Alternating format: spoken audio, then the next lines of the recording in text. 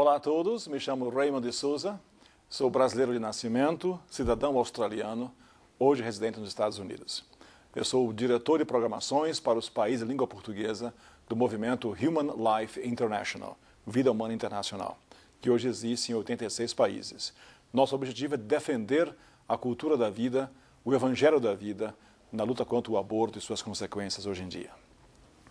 Eu queria falar um pouco a vocês sobre a ação católica. Aquilo que a igreja promovia muito no começo do século passado, do século XX, mas que infelizmente na segunda metade, depois da guerra, praticamente morreu em muitas dioceses do mundo, se não em quase todas. A ação católica constituía um trabalho de leigos que agiu em cooperação com a hierarquia, com os bispos. E, para simplificar o trabalho que era feito, havia 3 grandes campos de ação: a oração, o estudo e a ação. A oração era fundamentalmente baseada na convicção de que sem a graça divina nós não conseguimos absolutamente nada. Nosso Senhor disse: sem mim nada podeis fazer. Qualquer trabalho bom que se queira fazer na igreja ou fora da igreja, se não contarmos com a graça divina, nós vamos perder tempo. É melhor ficar em casa e descansando, porque não vai dar o mesmo resultado. Então é necessário exigir de Nosso Senhor, sacudirmos os altares do céu, nossas orações, nossos sacrifícios. A oração que em geral se recomenda na América do Norte é que a pessoa reze diante do sacrário da igreja. Numa adoração do Santo Sacramento, ou com o ostensório, ou sem o ostensório, tanto faz, mas diante de Nosso Senhor na Sagrada Eucaristia. Porque, infelizmente, em muitos ambientes católicos do mundo, e eu tenho visto muito disso nos países em que tenho viajado, a fé na presença real de Jesus na Eucaristia começa a se evanescer, começa a se evaporar em muitos católicos. A tal ponto que passa a se considerar a comunhão, receber a Eucaristia, como sendo apenas um ato litúrgico e não receber uma pessoa divina. A comunhão é um sacramento em si, é a presença de Jesus Cristo sob as aparências de pão e de vinho. Não é uma coisa, não é como um crucifixo, ou água benta, ou um cálice bonito para a missa. Aquilo ali nós temos a presença de uma pessoa divina, Nosso Senhor Jesus Cristo. É preciso redescobrir a sacralidade, a grandeza desse sentido. E eu recomendo para vocês lerem ou estudarem um documento de Bento XVI. Chama-se Sacramentum Caritatis, Sacramento de Amor, sobre a Eucaristia, publicado há pouco tempo atrás. Pode-se também encontrar no website do Vaticano. Sacramentum Caritatis, Bento XVI mostra como a sacralidade da Eucaristia deve nos envolver no ato de adoração direta a Deus entre nós, nosso Emmanuel, Deus conosco, para renovarmos o senso do sagrado.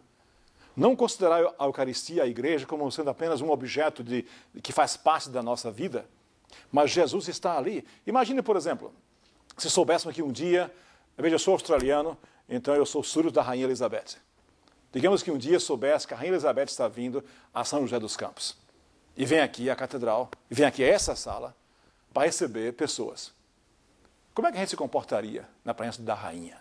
Embora seja anglicana, todo mundo se arrumaria direitinho e falar, Vossa Majestade, com jeito, e é assim que deve ser.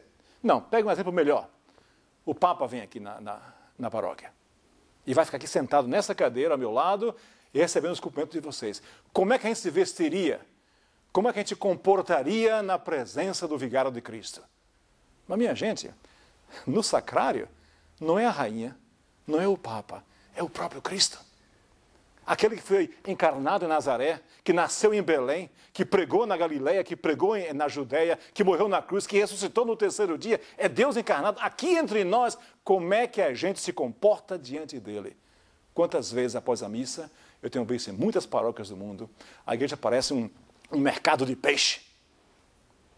Aquela bafafá, aquela confusão de gente falando o tempo todo, e até uma falta de cortesia para com o meu irmão aqui ao lado, que quer rezar um pouquinho mais, mas não consegue por causa do barulho. Ora, leiam esse documento de Bento XVI, que é o Papa de hoje em dia, recomendando redescobrir o senso do sagrado, da presença de Deus entre nós. Esse é o primeiro ponto, oração. Segundo ponto, estudo. É preciso que nós, ligados ao movimento Provida, saibamos argumentar com lógica, com clareza, conhecendo os fatos e não partilhando nossas opiniões.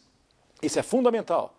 Então eu tenho que aprender bem o Evangelho da vida, e que eu recomendo vários documentos de papas. Primeiro, a encíclica do Papa Pio XI, chamada Casti Connubii, Connubio Casto, a respeito da sacralidade do matrimônio. Segundo, documento do Papa Paulo VI, Humanae Vitae, vida humana, a respeito da reprodução humana segundo a vontade de Deus.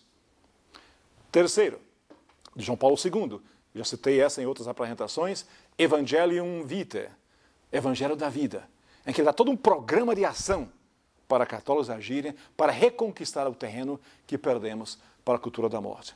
E Veritatis Splendor, o esplendor da verdade, que João Paulo II também escreveu. Aqui já temos 5 documentos que dá para fazer uma biblioteca, dá para fazer estudos em paróquias, em colégios, universidades, para a gente aprenda a passar para outras pessoas esse conhecimento, mas passar com entusiasmo, com dedicação, com conhecimento, com amor, com certeza de que estamos falando a verdade e não apenas partilhando nossas opiniões. Também é preciso conhecer a própria cultura da morte, conhecer o que se passa no mundo moderno, do ponto de vista do aborto, da eutanásia, da contracepção.